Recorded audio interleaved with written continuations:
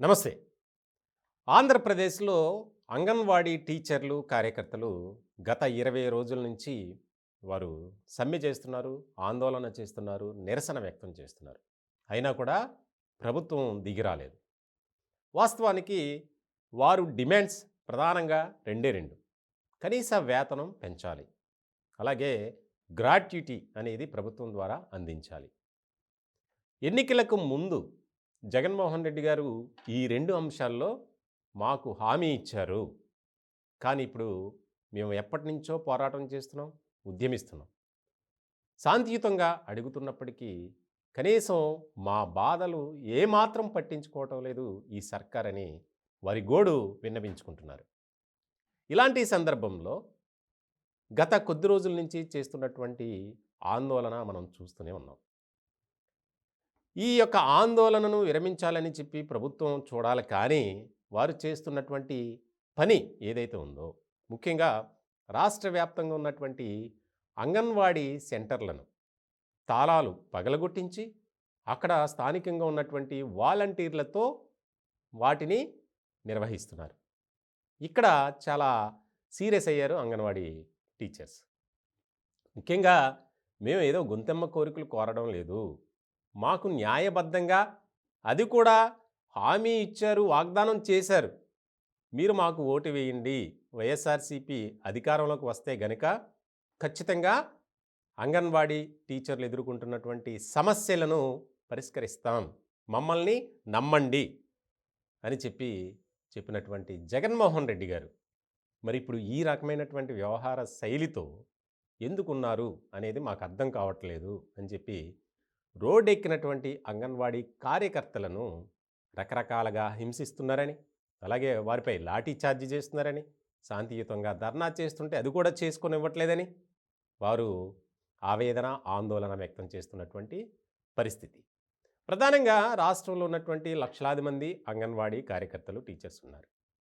వారు ఉదయం నుంచి సాయంత్రం వరకు చాలా మాకు పనిభారం ఉన్నప్పటికీ ప్రభుత్వం మమ్మల్ని ఆదుకుంటుంది.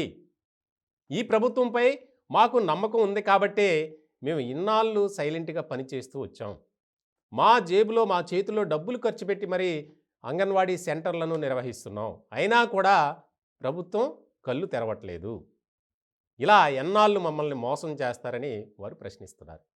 ఇలాంటి సందర్భంలో మనం చూస్తున్నాం విజువల్స్‌లో రాష్ట్రంలో ఉన్నటువంటి కొంతమంది మంత్రుల ఇళ్లను, అలాగే కొంతమంది కీలకమైనటువంటి నేతల ఇళ్ళ దగ్గరికి వెళ్ళి ప్రాధేయపడుతున్నారు. దయచేసి సార్ మా బాధ అర్థం చేసుకోండి. మేము కుటుంబాలని పోషించుకోవాలి. కాబట్టి మీరు దయచేసి మా గోడు వినండి మహాప్రభు అంటున్నారు. కానీ ఎక్కడా కూడా ప్రభుత్వం సానుకూలంగా స్పందించినటువంటి పరిస్థితి లేదు. ఎందుకంటే ఇప్పటికే 3, 4 పర్యాయాలు ప్రభుత్వంతో చర్చలు జరిగాయి. అవన్నీ విఫలమయ్యాయి. ముఖ్యంగా వారు కోరేది రెండే 2. కనీస వేతనం మాకు 25,000 చేయండి. ఈ 11,500 రూపాయలతో మేము ఏమాత్రం బతకాలి? అది కూడా మాకు సెంటర్ల నిర్వహణకు మాకు డబుల్ అయిపోతుంది. మేము అప్పు చేసి ఆ సెంటర్ల నిర్వహణకు ఖర్చు పెట్టాల్సి వస్తుంది. అది అధికారులకు తెలుసు, ప్రభుత్వంలో ఉన్నటువంటి పెద్దలకు కూడా తెలుసు. అయినా కూడా మా బాధను ఎందుకు అర్థం చేసుకోవట్లేదు అని చెప్పి రాష్ట్రంలో ఉన్నటువంటి అంగన్వాడీలంతా ఇదే వారు గోడు చెప్తున్నారు.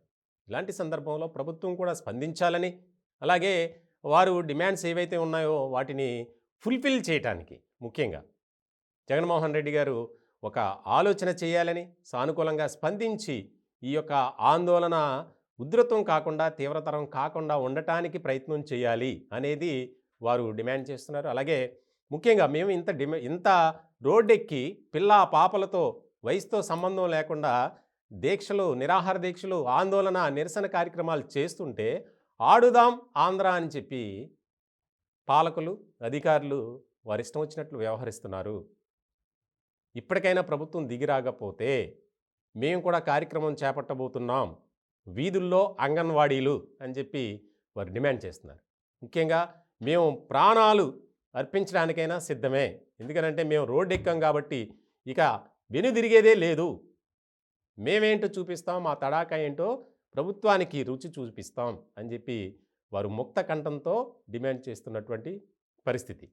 వారికి ప్రజా సంఘాలు కావచ్చు, ఇతర ఆయా వర్గాల ప్రజలు కూడా మద్దతు తెలుపుతున్నారు.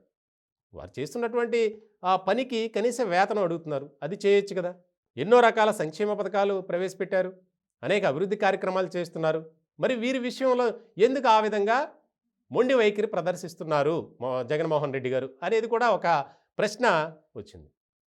సో, ఇలాంటి సందర్భంలో ప్రభుత్వం కూడా ఆలోచించి ముందుకు వచ్చి వారి సమస్యల పరిష్కారం దిశగా కృషి చేయాలని మనమంతా కోరుకుందాం.